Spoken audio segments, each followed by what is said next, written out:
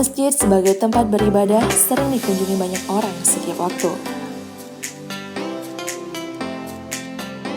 Keran air yang terus hidup menjadi pemandangan yang umum di masjid, sehingga air terbuang sia-sia.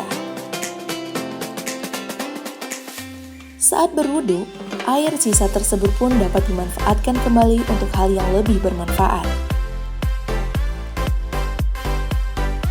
Dengan membangun sebuah penampungan air limbah, air-air yang terbuang dari masjid tersebut dapat ditampung di sebuah wadah.